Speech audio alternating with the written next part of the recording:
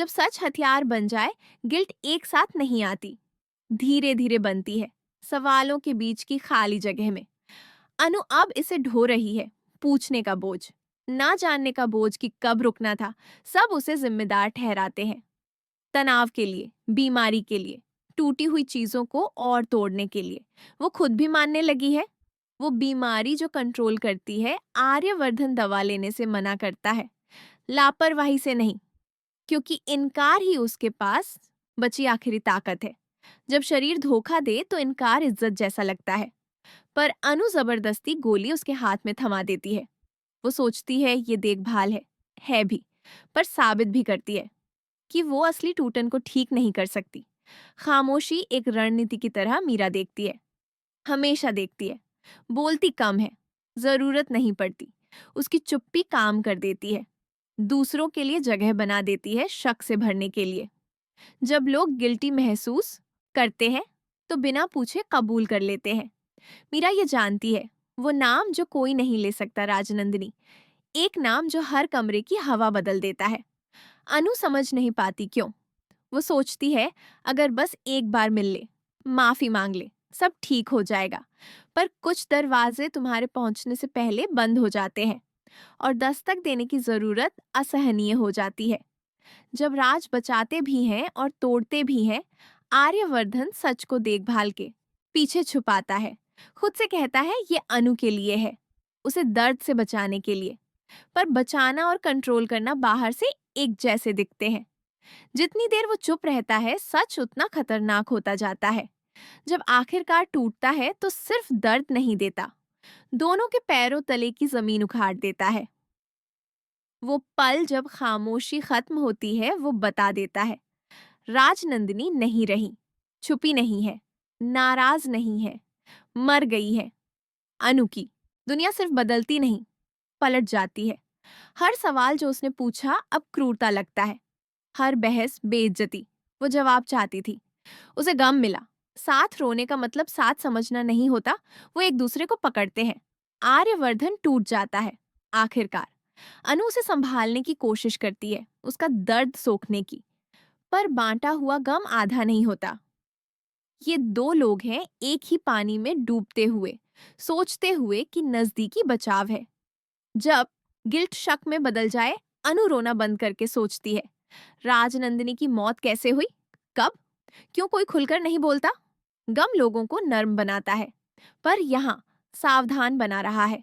जब उनका नाम आता है तो चेहरे बदल जाते हैं, दुख से नहीं, डर से, पीड़ित से। जांचकर्ता में बदलाव अनु के सवाल शक्ल बदल लेते हैं। पहले वो इजाजत चाहती थी, माफी, सुकून।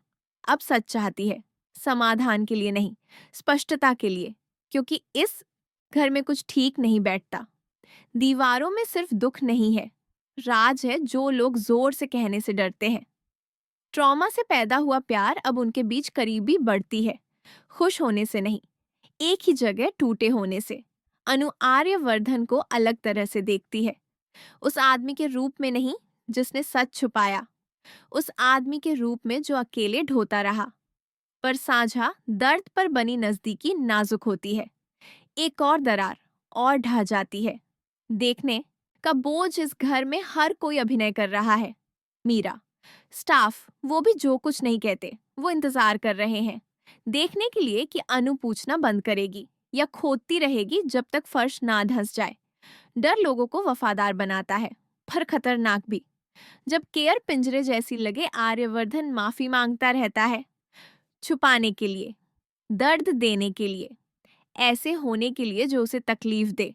अनु उसे रोकती है, पर वो उसे देखना बंद नहीं करती, उसकी खामोशी को परखती है, क्योंकि अब वो जानती है वो मौत छुपा सकता है।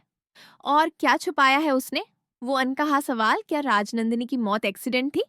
कोई कहता नहीं, पर सब महसूस करते हैं उसे मंडराते हुए। अनु कुछ भी काला नहीं मानना चाहती, पर विश्वास शक को नहीं रोकता, और शक एक बार जड़ें जमा ले तो भरोसे से तेज बढ़ता है। जब ताकत स्थिरता जैसी दिखे, अनु अब नहीं टूटती, रोती है, पर आंसू उसे सोचने से नहीं रोकते।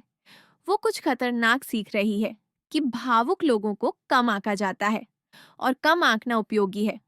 अगर वो सोचते हैं वो बस शोक में है, तो नहीं देखेंगे कि वो टुकड़े जोड़ रही है। सब कुछ बदलने से पहले का पल वो तय कर लेती है। वो पीछे नहीं हटेगी। जो गलत लगता है उसे अनदेखा नहीं करेगी। वो पता लगाएगी कि क्या हुआ। भले ही बचा हुआ भरोसा भी टूट जाए, भले ही आर्यवर्धन के बारे में ऐसी बातें जाने जो भूला ना सके। प्यार और जांच आसानी से साथ नहीं रहते, पर कभी-कभी किसी को बचाने का एकमात्र तरीका है उस पर भरोसा करना बंद करना। वो खामोशी जो शब्दों से ज्यादा रखती है, देर रातें अब, लंबे विचार। अनु हर बातचीत दोहराती है, हर प्रतिक्रिया जो उसने खारिज कर दी थी। वो एक नक्शा बना रही है। किसने झिझक दिखाई, किसने भटकाया, किसने नरमी से झूठ बोला।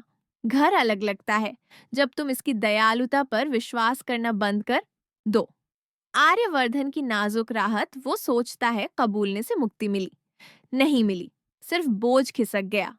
अब अनु भी ढो रही है, और वो सिर्फ पकड़े नहीं है, जांच रही है। वो उसका साथ चाहता था, उसे उसकी पड़ताल मिली, और ये फर्क तय करेगा वो सब जो आगे होगा। क्या होता है जब गम स्पष्टता में बदले।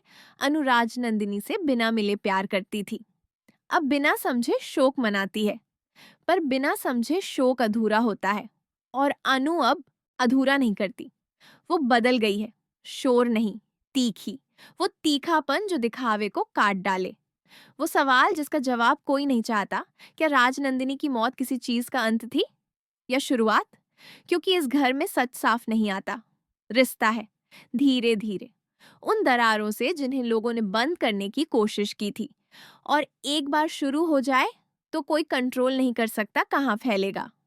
क्या प्यार बचता है जब तुम उस इंसान पर विश्वास करना बंद कर दो जिसे पकड़े हो, या सिर्फ इसलिए बचता है कि तुम पूछना बंद कर देते हो?